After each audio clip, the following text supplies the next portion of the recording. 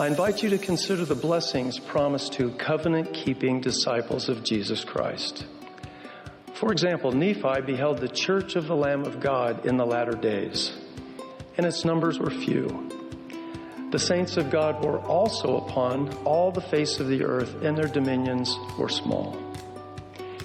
He also beheld the power of the Lamb of God, that it descended upon the saints of the church of the Lamb, and upon the covenant people of the Lord.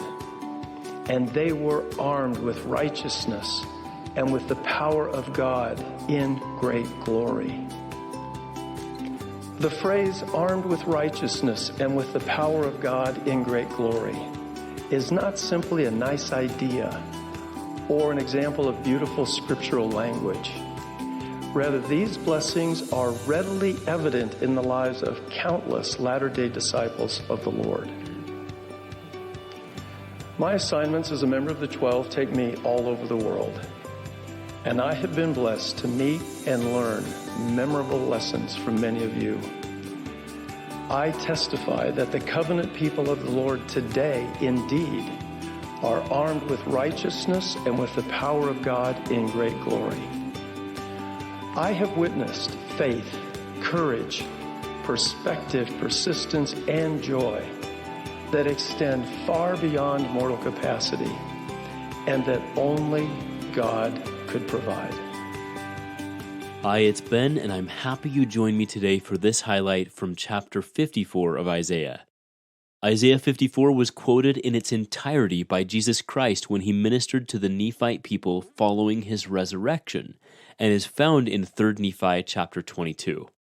This chapter is all about the Church of Jesus Christ of Latter-day Saints, coming after a time of great universal apostasy where Christ's church and priesthood authority were not established on the earth, after a time when the ancient apostles were killed and the world sunk into a period widely known as the Dark Ages, after the Lord's people had fallen into personal and collective apostasy, a restoration of truth and final gathering of Israel would come at last. Christ's light would once again shine brightly on the earth. Speaking of that apostasy and restoration, the Lord said in verses 7, 8, and 10, "For a small moment have I forsaken thee, but with great mercies will I gather thee. In a little wrath I hid my face from thee for a moment, but with everlasting kindness will I have mercy on thee, saith the Lord thy Redeemer. For the mountains shall depart, and the hills be removed, but my kindness shall not depart from thee. Neither shall the covenant of my peace be removed, saith the Lord that hath mercy on thee." From the very beginning of time, with Adam and Eve, and with every prophet in the Old Testament, the Lord sought to establish his covenant with his people. That covenant was one that promised redemption from sin and freedom from death and mortality. That covenant promised innumerable posterity to every soul who receives it, and eternal life and exaltation, worlds without end. Jesus Christ re-emphasized his covenant in the meridian of time before he was crucified. We can read about that in the New Testament. His covenant continued on for several hundred years more in the American continent with his people, the Nephites. Their story of becoming Christ's covenant people is told in the Book of Mormon. And once again in our day, the final winding up scene of the history of the earth, his covenant is not removed. That covenant is really what all of the scriptures are all about. All the scriptures are about his covenant to redeem and gather those of his children who want to be redeemed and want to be gathered back home to him. Another word for covenant is a testament. Hence the scriptures, which are all about his covenant, are called the Old Testament, the New Testament, and the Book of Mormon, another testament of Jesus Christ. But the story of Christ's everlasting covenant does not end in ancient scripture.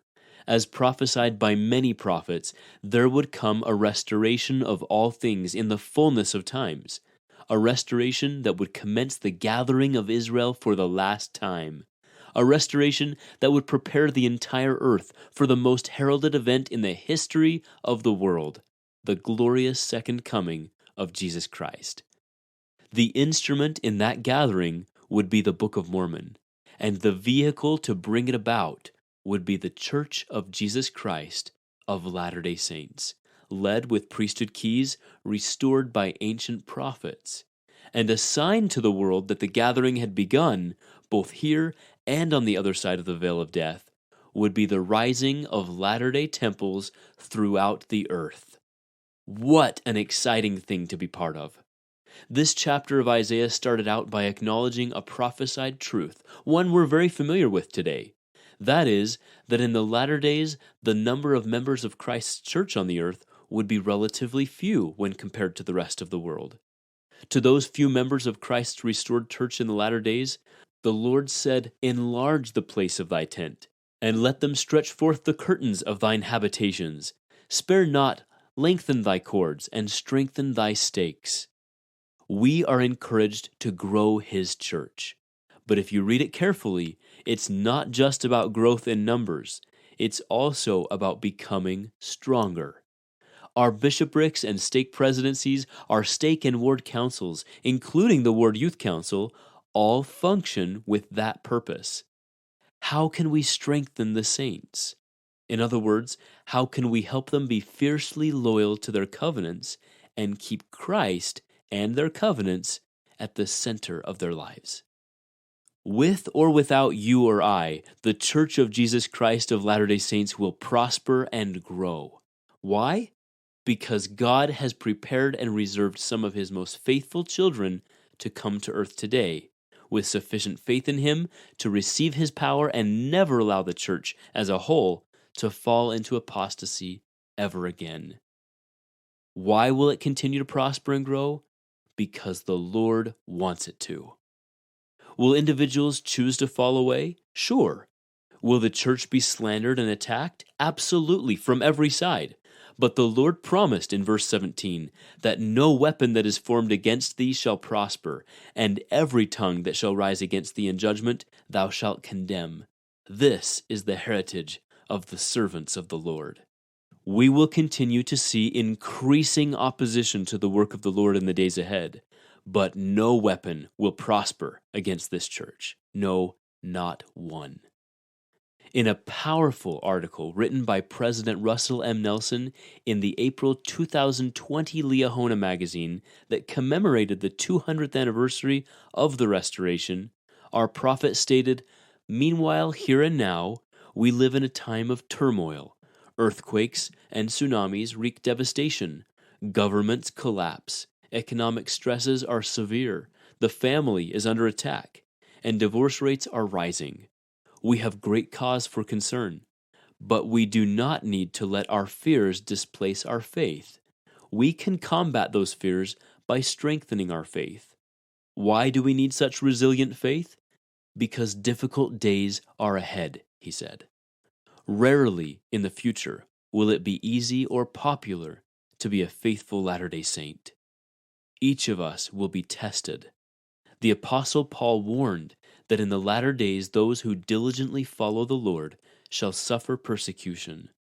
That very persecution can either crush you into silent weakness or motivate you to be more exemplary and courageous in your daily lives." Close quote. I'd like to repeat part of that quote again. Why do we need such resilient faith? Because difficult days are ahead. Rarely in the future will it be easy or popular to be a faithful Latter-day Saint. Each of us will be tested. Now, we already know how this war will end. The righteous will be redeemed. The covenant keepers will be cleansed and sanctified from sin. Those who do wicked or fight against God, who choose to not heed the prophet's voice of warning, will welcome their own destruction. Let's choose to get on and stay on the Lord's winning team and join in with all our hearts in the unprecedented work of the final gathering of Israel.